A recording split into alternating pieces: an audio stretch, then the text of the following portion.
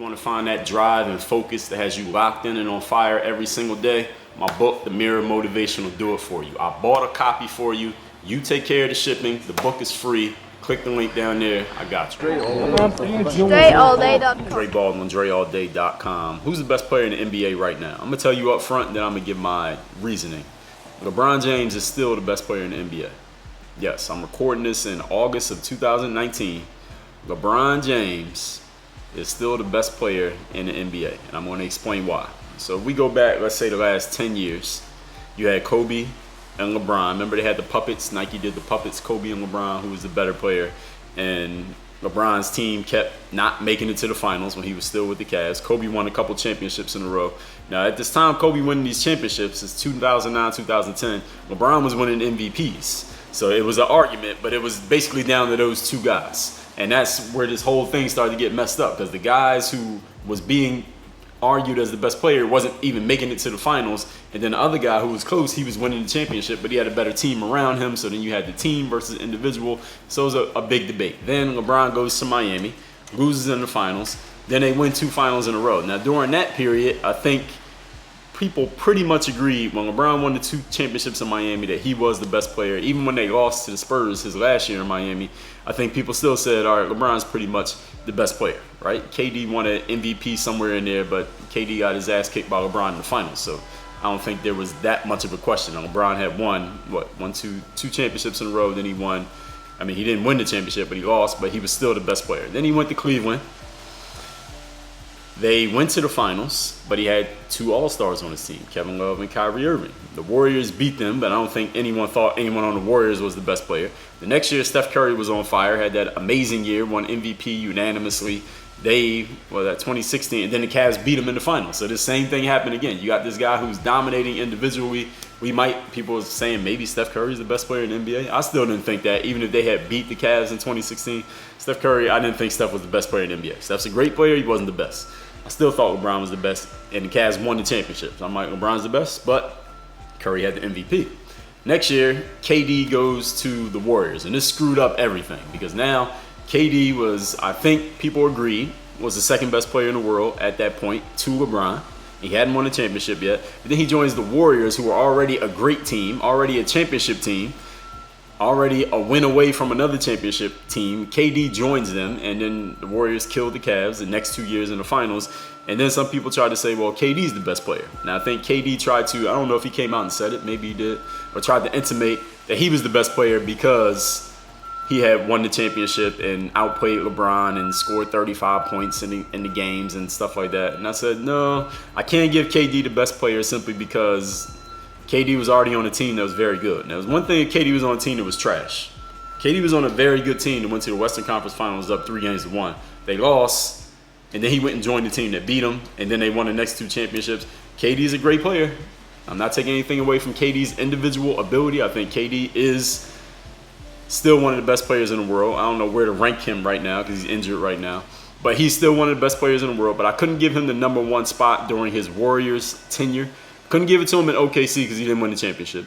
And I couldn't give it to him, actually, LeBron didn't win a championship in Cleveland either, but I could have gave him best player. It would have been between him and Kobe. But I couldn't give it to KD and OKC because he didn't win the title. And I couldn't give it to him in Golden State because, you joined the team that just beat you. Like, it ain't like you was on a terrible team. You were on a good team. And then you left and joined the team that just beat you and won 2 championships.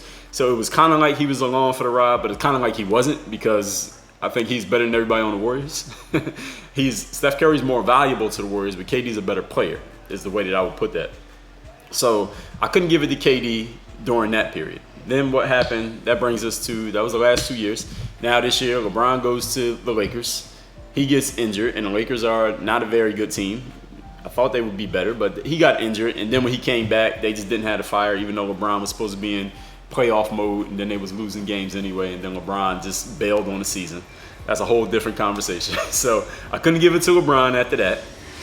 KD was doing his thing, but he was still on the Warriors, and the Warriors were so good as a team, it was hard to pick out individually how good he was, which made screwed up this whole conversation, him joining that team, because it's hard to see how great is he individually when he's on a team that was already great without him. So anyway, the Warriors are doing their thing. KD's doing great early rounds of the playoffs. KD gets injured. The Raptors are doing good. Eastern Conference, we ain't talked about it all. The Raptors are doing good. And Kawhi's playing, like 60 games. Giannis is dominating. James Harden, another guy who's been dominating. I didn't mention him at all. Russell Westbrook, again, averaging a triple-double. I wouldn't put Russ in this conversation simply because his team kept losing in the first round, even though he was getting stats. And I think Russ was very well aware of his statistics. It doesn't mean that he's wrong for being aware of his stats, but his team is losing in the first round. So you can't say you're better than nobody losing in the first round, period. James Harden was putting up great statistics as well, but James Harden's team kept losing to Steph Curry's team in the Western Conference playoffs. KD got injured, and the Rockets still lost to the Warriors, which I said, all right, this is James Harden's chance. If he's want to prove that he's better than whoever, this is his chance to prove it. He just needs to beat the Warriors without KD. He didn't do it. So I can't give it to James Harden because of that. All right, you had your opening. All right, I know they had this super team, but now you got your opening and you blew it. So I can't give it to James Harden because of that. All right, so he's out. I took LeBron out for last season. I took KD out because he's on a team that was already great. So now we down to what? We were down to Kawhi, who did great in the playoffs. Nobody was really checking for Kawhi that much till the playoffs because he only played 60 games. He was good in the 60 games, but he wasn't playing. Giannis was dominating. Giannis dominated all season. It's like, damn, Giannis might be the best player in the NBA. And I'm like, well, Giannis got to win. Can't be the best player in the league until you win. You got to beat the other guys who are great, right?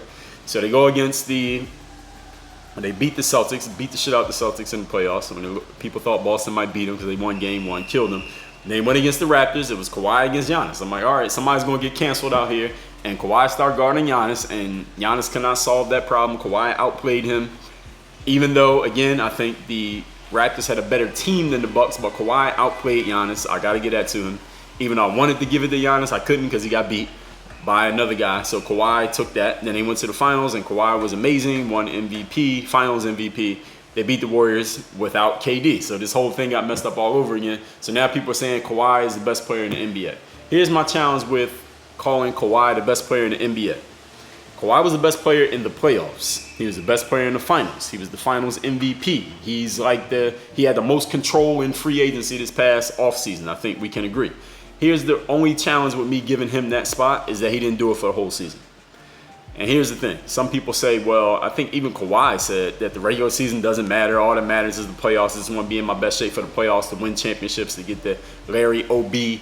Listen, if you want to call yourself the best at what you do, you got to do it all the time.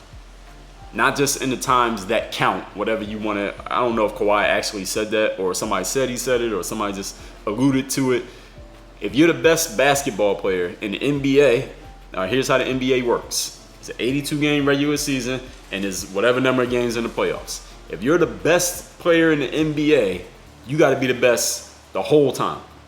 Not just for the playoffs. You can't just show up at the playoffs, dominate and say, oh, hey, I'm the best. Look, I dominated the playoffs. No, you got to do it all season.